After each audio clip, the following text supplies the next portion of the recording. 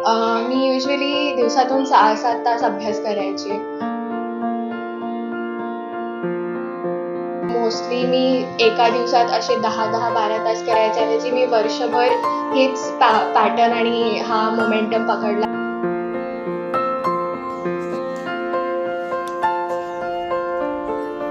एवढं सगळं यश मिळवताना तू कशी मेहनत केली? तू पहिले कशामध्ये शिक्षण घेत होती आणि का तुला या क्षेत्राची आवड लागली?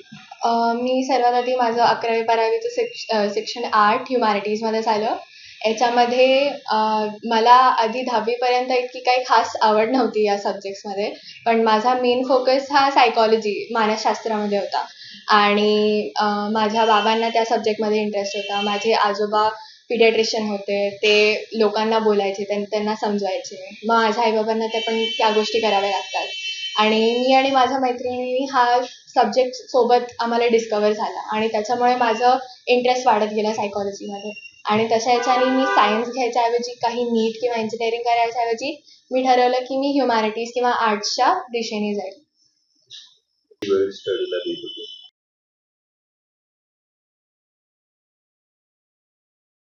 मोस्टली मी एका दिवसात असे 10-10, 12 तास करायच्या ऐवजी मी वर्षभर हेच पॅटर्न आणि हा मोमेंटम पकडला की दररोजच आपला जेवढा आहे, महिन्यात जेवढं व्हायचं आमचं, तर आमच्या शाळेने टेस्ट ठेवल्या होत्या की महिन्यात जेवढा सिलेबस झाला त्याच्या टेस्ट द्यायच्या.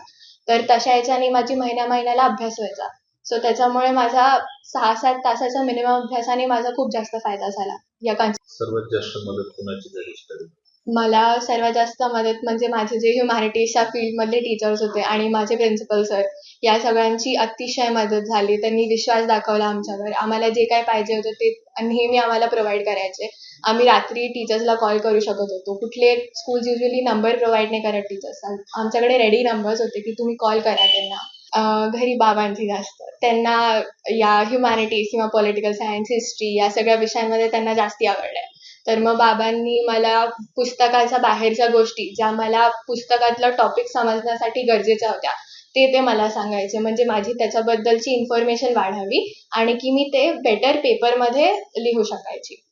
आता माझं यश मिळवून मला सगळ्यात मोठी गोष्ट जी चांगली वाटते की मी 10वीमध्ये आई-बाबांना बोलली की मला सायन्स वगैरे करायचं नाहीये, हे करायचं नाहीये. त्यांनी ती माझी गोष्ट ऐकली आणि मी माझ्या डिसिजनला आणि त्यांच्या विश्वासाला खरं ठरवू शकली, हीच सगळ्यात मोठी गोष्ट आहे माझ्यासाठी. आता मी पुण्यामध्ये मला BA ऑनर्स करायचं आहे सायकॉलॉजीमध्ये. तर आम्ही आता कॉलेज तर नाही बघितलंय, बट आम्ही आता बघू. तर सायकॉलॉजीमध्ये मेजर करून पुढे कुठल्याही फील्डमध्ये करून मग मला आत्ता तर PhD करायची त्याच्यात, पण बघू पुढचं आता.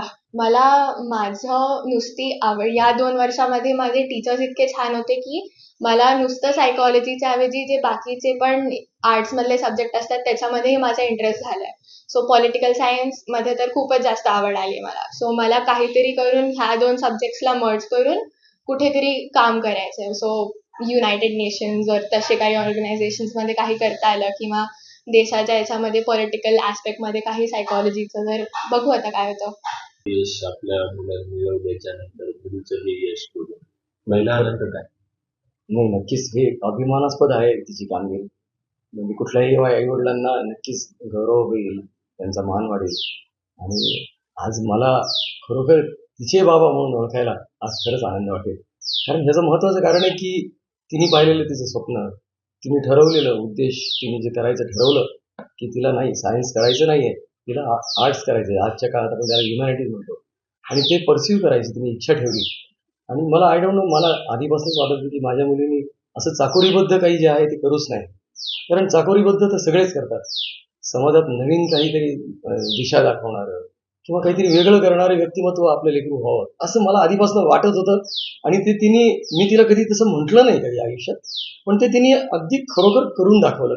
सत्यात उतरवण्याची आता वेळ आली आहे आणि ती नक्कीच आयुष्यात तिच्या ज्या क्षेत्रात ती निवडेल, तिने ऑलरेडी निवडलं आहेच आहे, पण त्या क्षेत्रात निवडून ती अत्युच्च स्थानावरती जाईल याबद्दल मला शंका नाहीये.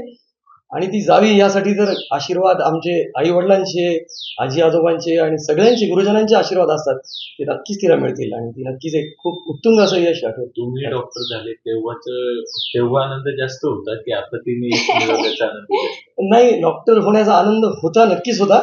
पण शेवटी असं म्हणतो ना की आपल्या आनंदापेक्षा आपल्या लेकरांचा आनंद हा अगदी इतका मोठा असतो की तो म्हणजे आपण सांगू शकत नाही तो आनंद किती आहे. नक्कीच हा आनंद माझ्यासाठी मोठा आहे. डॉक्टर होणं मला वाटतं माझी प्रक्रिया होती. पण हिचं डॉक्टर होणं जे आहे ते तिने पाहिलेलं स्वप्नपूर्ती आणि तिने ते ध्येय ठेवून केलेलं आहे. मला वाटतं की ते ह्या नवीन पिढीचं द्योतक आहे की ते जे ठरवतात आणि त्यांना आपण फक्त त्यांना प्रोत्साहन द्यायचं, त्यांना मार्गदर्शन करायचं. आपण त्यांच्या कुठल्याही निर्णयामध्ये किंवा त्यांच्या प्रक्रियेमध्ये आपण फार काही त्यांना आपण इन्व्हॉल्व नाही व्हायचं किंवा त्यांना डायरेक्ट नाही करायचं. त्यांना मोकळं द्यायचं, त्यांना खुलू द्यायचं. फुल फुललं तरच छान दिसतं. त्याला बळजबरी फुलवता येत नाही. फुलाला खुलूच द्यायला पाहिजे. आपलं काम फक्त माळ्यासारखं आहे. त्याला खत पाणी करणं, पाणी घालणं. किंवा मुलींनी मदत घरात करायला हवी. मात्र याच्या व्यतिरिक्त जाऊन जेव्हा मुलं असं काही करतात त्यावेळीचा आनंद कसा आणि पहिली प्रतिक्रिया काय तुमची, कसं म्हणजे शब्दात कसं सांगाल? खूपच अभिमानास्पद गोष्ट आहे आमच्यासाठी की तिने तिच्या आवडीचं क्षेत्र निवडलं आणि त्या क्षेत्रात तिने एक्सेल करून दाखवलं. ॲक्च्युली मला तिने 10वी नंतर जेव्हा सायन्स सोडलं तेव्हा आम्हाला असं वाटत होतं की ॲटलिस्ट तिने सायन्स राहू द्यावा, म्हणजे आयुष्याकडे बघण्याचा एक सायंटिफिक दृष्टिकोन येतो.